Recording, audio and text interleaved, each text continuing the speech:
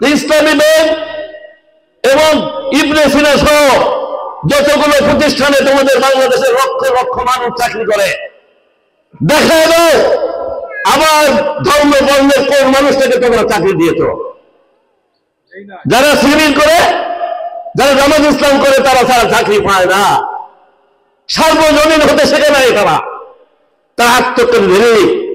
পদ্মা সেতু, metro rail এবং elevated expressway নির্মাণের গর্বিত অংশীদার বসুন্ধরা সিমেন্ট। তারা তাদের ছাড়া কিছু বোঝে না, কোন আশায় কোন ভরসায় আবার আমাদের কাছে সার্বজনীন মানুষদের কাছে ভোট চাইতে আসতে পারে। এগুলো আপনারা বলবেন, সজাগ থাকবেন। গত 54 বছর আপনারা বারবার ভুল করে ওই স্বাধীনতার বিরোধী শক্তি, যারা সেদিন স্বাধীনতার বিরুদ্ধে অবস্থান নিয়ে আপনাদেরকে শরণার্থী বানিয়েছিল, আপনাদের গরু বাড়ি গরু ছাগল লুটপাট হয়ে গিয়েছিল, আপনারা চলে গিয়েছিলেন সবকিছু হারে। কোন আশায় কোন ভরসায় কোন চিন্তায় কোন চেতনায় তারা আপনাদের কাছে ভোট চায়? একটু আগে শুনলেন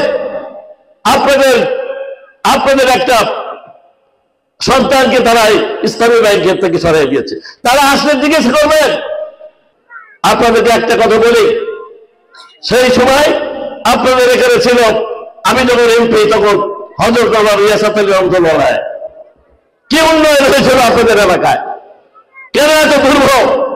কেন এত সুপে পানির অভাব? কেন এত পানি নিষ্কাশনের সমস্যা?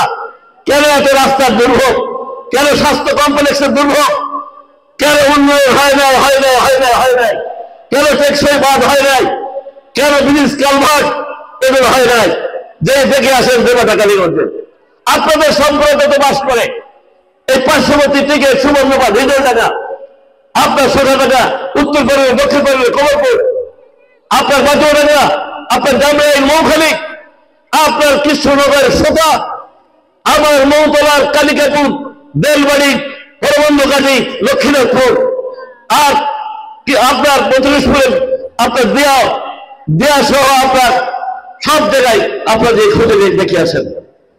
আপনাদের ধর্মের, আপনাদের গোষ্ঠীর এমন কোন মন্দির নাই যেসব মন্দিরে 5 বছরের অসংখ্য বাপ মন্দির সংস্কার করার জন্য এবং মন্দিরের উন্নয়নের জন্য আমি আপনার বরাদ্দ দিয়ে নেই। শুধু তাই নয়, এই দুর্গা পূজার সামনে দাঁড়িয়ে বলছি,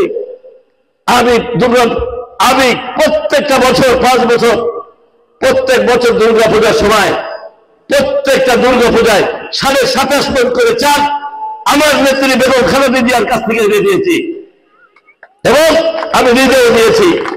যেখানে দিয়েছি সেখানে আমার নিজের তহবিল থেকে দিয়েছি, আবার সরকার থেকে এনে দিয়েছি।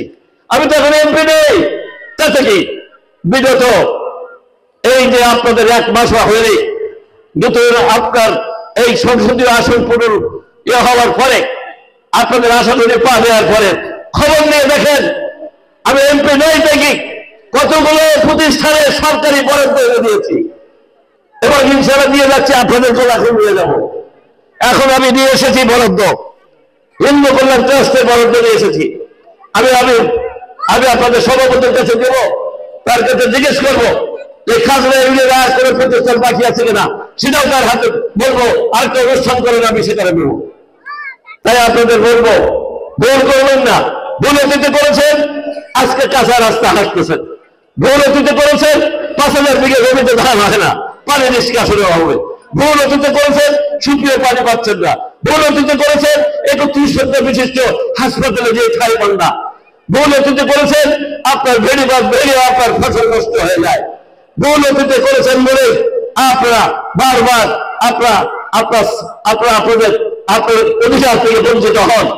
আপনাদের এই 5ই আগস্টের পরে আমি শুনেছি যে কি পরিমাণ আপনাদের পরে জুলুম অত্যাচার অবিচার নির্যাতন নিপীড়ন হয়েছে।